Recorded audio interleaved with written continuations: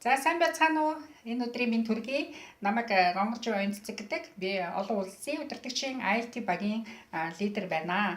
За энэ удаагийнхаа видео бичлэгээр би та хэддээ хэрхэн ер нь хүн гаргасан шийдвэрэндээ хэр тууштай явдаг тухай судалгаа байдгийн байна. Тэгээд энэ тухай би та хэддээ хуваалцъя гэж бодлоо. За бидний ямар нэг би бизнес хий, нэг дэлгүүртэй болъё, нэг ямар нэг томоохон хэмжээний бизнест хөрөнгө оруулалт хийгээд ингээд нэг ямар ч хэсэн амжилтанд хүрье гэсэн ийм шийдэлтэй хүрэхлээрээ хүн бид нар яадгүй. За энийг график зураад үзүүлье. А цэгээс буюу 0-оос эхэлдэг тийм үү? Хүн ямарваа нэг шийдвэр гаргахлаарэ 0 цэгээс эхэлдэг гэж бодъё. За тэгээд энэ А цэгээс бидний гарах шийдвэр маань одоо эцсийн маань шийдвэр бид нар хаана очих ёстой гэхлээр бид нар Б цэгт очихын төлөө хөдөлмөрлөж бие сэтгэлээ зориулж цаг заваа зарцуулж мөнгө төгрөгөө зарцуулж ингэж одоо асуудлаа шийдээд ингэж явж эхэлдэг тийм ээ. За тэгэхээр бидний одоо А цэгээс Б цэг хүрэх хооронд одоо хүмүүс одоо хүн амын одоо бизнес хий гэсэн шийдвэрээ гаргасан хүмүүсийн одоо 90% нь шийдвэрээ гаргах чадвартай. Одоо яг 100% хүн байлаа гэхэд 90% нь бол одоо эндээс А-гаас С цэг хүртэл явах чадвартай байдаг байна. За яагаад Б цэг хүртэл биш юм гэхэлэр А-гаас С-ийн хооронд хүмүүс яадгүй маш их юмд одоо тулгарч эхэлдэг. За бизнес хийхлээр эн чинь ерөөсөө маш их хэцүү юм байна. Мөнгө төгрөг хөрөхгүй юм байна. Би энийг чи хийж чадахгүй юм байна. За тэгээ янз бүрийн сөрөг мэдээллээс болоод наадах чинь худлаа, наад чинь боломжгүй, наад чинь бүтэхгүй, тэр чинь мөнгөтэй хүн хийдгийн гэсэн янз бүрийн одоо хүрээллээсээ шалтгааллах ч юм уу. Эсвэл үнэхээр одоо ямарваа нэг байдлаасаа одоо татвар төлөөсөөч болдго юм уу? Мэдээж их хэрэг хүн жижиг дандаагүй бизнесийн секторыг сонгосон хүмүүс бол маш их мөнгө цацжээж тэр бизнесээ босгодог. Жижиг бизнесийн секторыг бид нар мэдэн шүү дээ тийм ээ. Маш их мөнгө зарцуулж ээж тэгээд орлого нь болохоор маш хязгаартай байдаг. За тэгэхээр А-гаас С-ийн хооронд орсон хүмүүсийн одоо энэ бизнес эхэлсэнээс ахуулаад маш их уналт буюу дээшээ өсөлтүүдийн үе маш их тулгардаг. Яг энэ үедээ хүн хэрвээ цаашаа давах чадваргүй, хатуужилгүй өөрийнхөө хүсэл мөрөөдөлд үнж бус байх юм бол хүн шууд уналтанд очихлээр хаана очдог? Буцаад нөгөө А цэг дээрээ л очино. 0-д л буцаагаад очдог байна. Буцаад өнөө хаанаас эхэлсэн яг тэр газараа л ирдэг байна. Тийм ээ? За хоёр дахь төвшний хүмүүс болохоор С-гээс Д зон руу явах чадвартай хүмүүс үлддэг байна. За А-гаас С-ийн хооронд бол за нийт хүн амын одоо 90% нь А-гаас С зон руу ингээд орчдөг байна.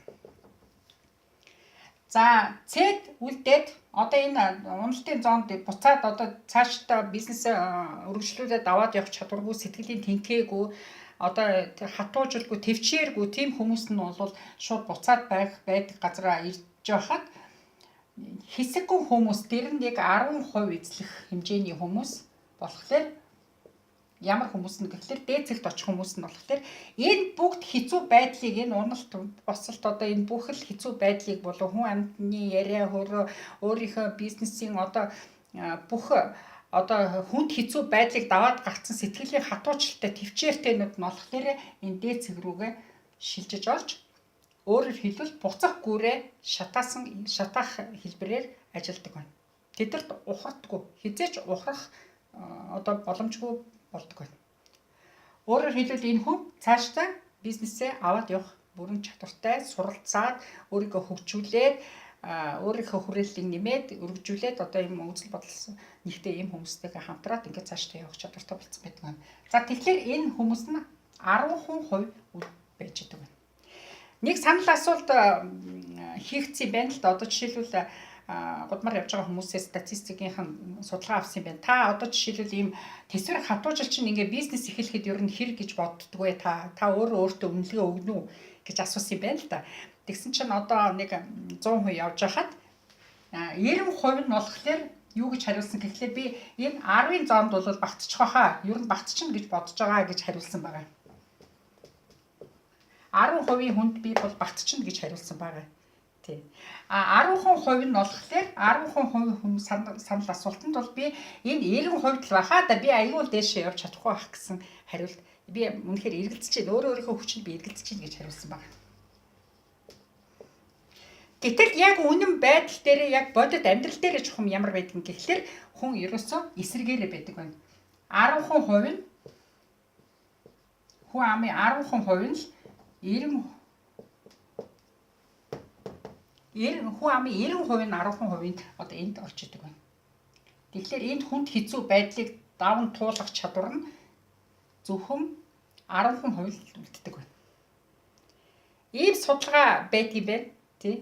За тэгээд нэгэндээ энэ дээд цагтаа орсон хүн бол мэдээж хэрэг бизнесээ өргөжүүлээд цаашдаа явах юм сэтгэлийн тэнхээтэй дадал зуршилтай, туршлагатай, сургалттай одоо ийм хүмүүс үлдчихэд байна.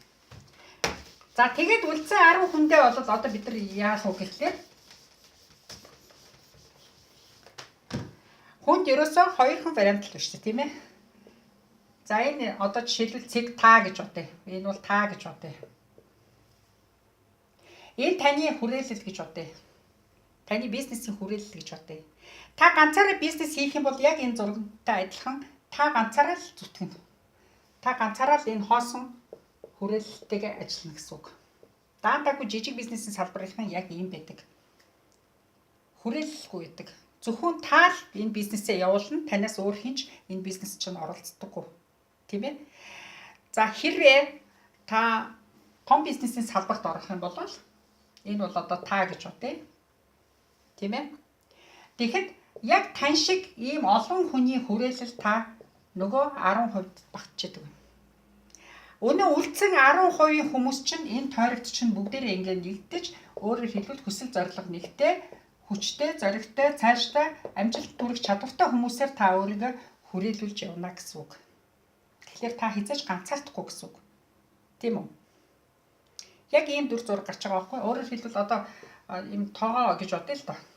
Энд ингээд тоогоо гэж бодъё л доо, тийм ээ. Энд ингээд дандаа амжилттай хүмүүс, амжилтаар дүрсэн хүмүүс гэж бодъё. Тэгэх юм бол энэ амжилтаар дүрсэн хүмүүстэй та энэ бол та